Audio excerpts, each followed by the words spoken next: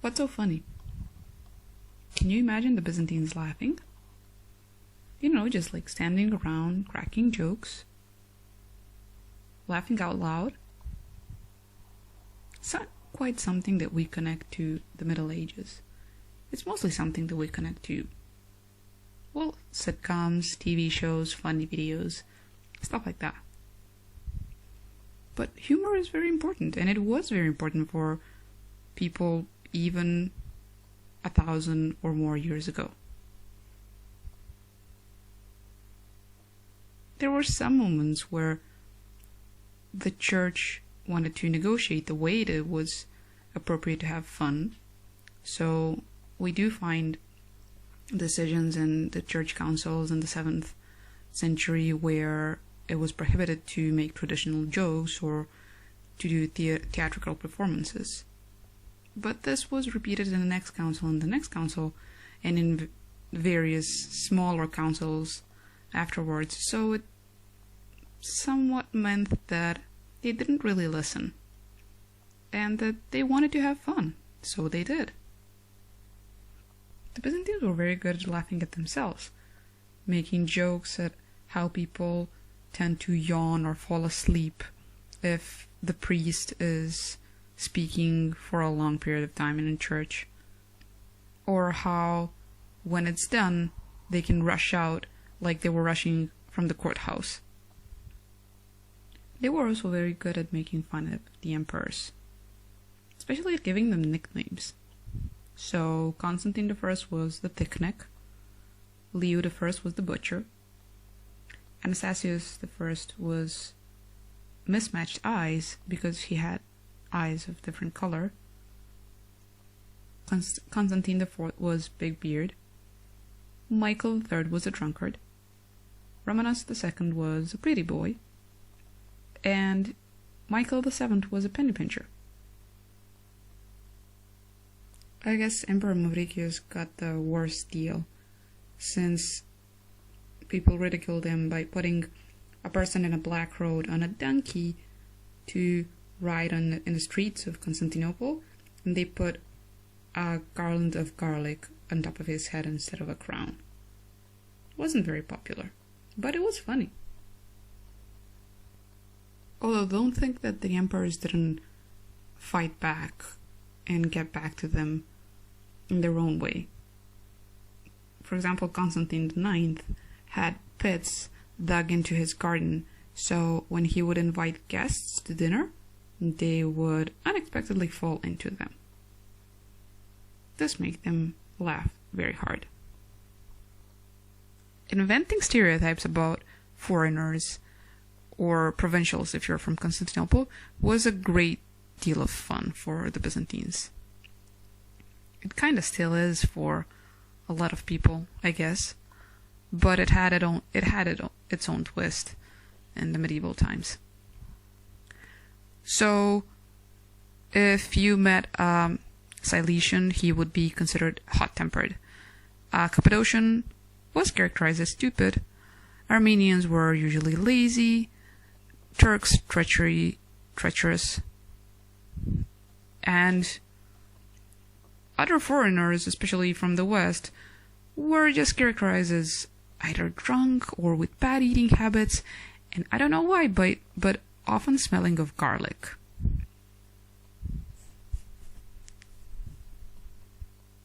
Every now and then, making fun of barbarians would get a certain, scientific twist, in a sense that they would try to explain how and why people from different regions in the world acted differently. So Germans, because they lived far from the sun, according to some Byzantines, had their blood flowing down to their body, and this made them very tall, very brave, and very stupid. But Moors, on the other hand, were living too close to the sun, so the blood would go up into their heads, which would make them extremely cowardly but cunning. Really educated people, or scholastics, got the thick end of the jokes in Byzantium. Numerous jokes had them in mind. It was perhaps because of their need to sound very smart, or wanting to correct people, or being very theoretical about some very practical things. Regular Byzantines didn't quite appreciate this, so they put them in jokes. There was this one joke of a son and a father who talked about the son's education, and the son really wanted to go and study rhetoric because this was cool and hip and fun. So he was convincing his dad that it was a right thing to do. And his dad asked him, why would he need this? What can he argue if he studies rhetoric? So the son tried to explain that he can argue anything and everything. Father wasn't very happy, and he showed the 2 eggs that he had, saying, okay, convince me that there are 3 eggs here and that both you, your mom, and me can eat each 1 egg. The son started talking about how that's obvious and logical, and that because 1 plus 2 equals 3, and they had 1 egg and the second egg, and that is 1 plus 2 and it equals 3, they can each have 1 egg. The father wasn't very comfortable with this, but not being sure how to reply properly, he said, okay, then I will have egg number 1, your mom will have egg number 2, and you can have that egg number 3.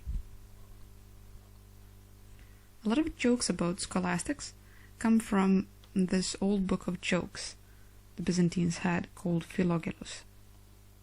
And in most of them, instead of being very smart, the educated people sounded quite ridiculous. Let's take a look at some. One scholastic was very sleepy, but he had no pillow. So he sent his servant to get him a bottle instead, to put under his head.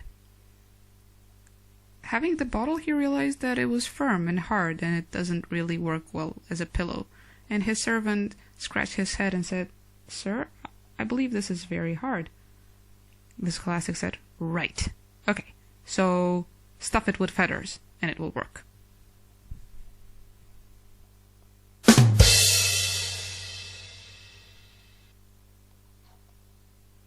One scholastic was trying to reach his friend by standing in front of his house and yelling his name so he would appear on a window.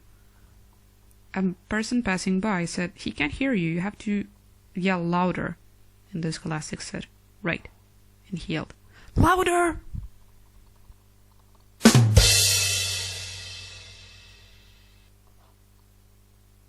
One day, a barber, a scholastic, and a bald guy went to a trip together.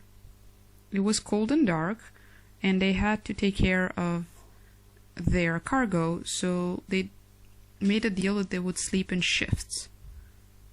First, the barber would be awake, and then the bald guy would awake, and then in the end, the scholastic will be awake to guard the cargo. The barber was bored while he was awake, so he decided to cut the hair from the scholastic's head.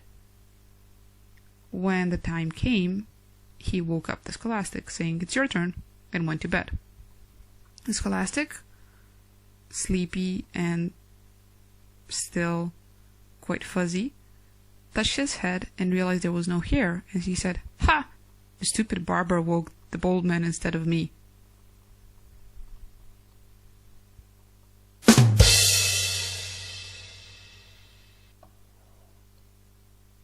A man complained to a scholastic who sold him a servant, and he said, "The servant you sold me died."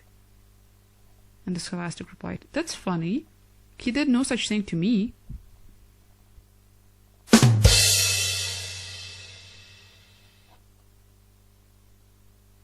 In the year 248, Rome celebrated 1,000 years from the beginning of the empire.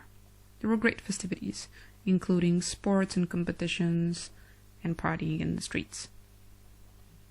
And a couple of scholastics cried for losing in the games. A man came to them and wanted to console them. He said, "Don't worry, you'll win in the next millennial games."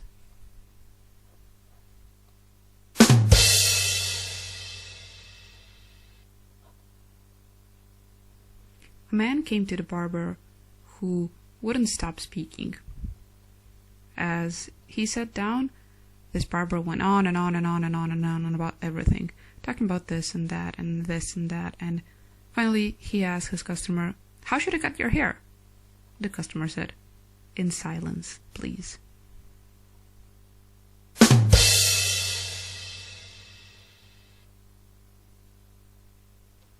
To finish off, humor is a thing that relies heavily on the modern context and the things that we understand from our surroundings.